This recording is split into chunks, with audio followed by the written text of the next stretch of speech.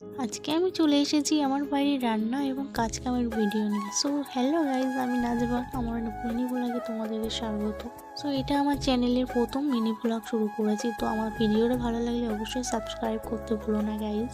So আমি আমার এই চ্যানেলটাতে আমার ছোট ছোট মিনি আমার কাজ কাম এবং রান্নাবান্নার ভিডিও দিয়ে তোমাদেরকে সব সময় আনন্দ দেব।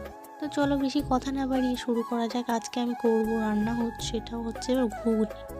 তার আগে আমি ঘুগনির বুটটাকে ভিজিয়ে গেছিলাম এবং বুটটা দেখো ফুলে কত মোটা মোটা হয়েছে এখানে। তো তারপরে আমি এখানে বেছে নিয়েছিলাম ঘুগনির জন্য আলু।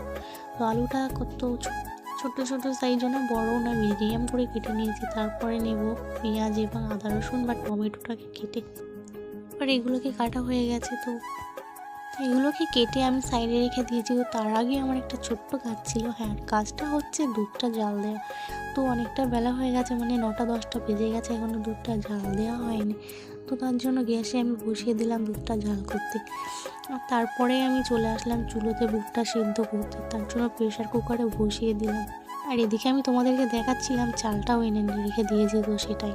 তো এখানে প্রেশার কুকারে লবণ এবং জল দিয়ে বসিয়ে দিয়েছি এবং এখানে আমি রান্নার জন্য জাল দেবো ঘুঁটে। তো তোমাদেরকে সেটাই দেখাচ্ছিলাম।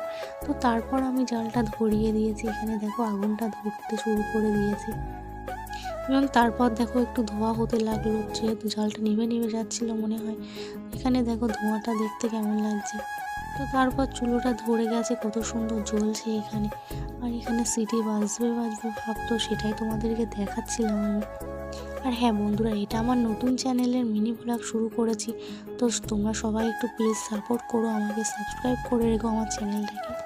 তো তারপর এখানে আমি বুটটা সিদ্ধ করে নেব। তো এখানে এখনও সিদ্ধ হয়নি, সিটি বেজেই যাচ্ছে। তারপর বুটটা অলরেডি আমার সিদ্ধ হয়ে গেছে। এরপর বসিয়ে দিয়েছি কড়া।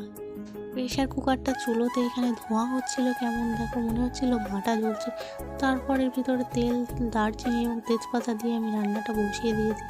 তারপরে আমার রান্নাটা হয়েও গেছে এবং রান্নার রেসিপিটা পুরো শেয়ার করলাম না, যেহেতু ভিডিওটা অনেক বড় হয়ে যাচ্ছে। তো টাটা, এই পর্যন্ত, দেখা হচ্ছে আবার পরের ভিডিওতে।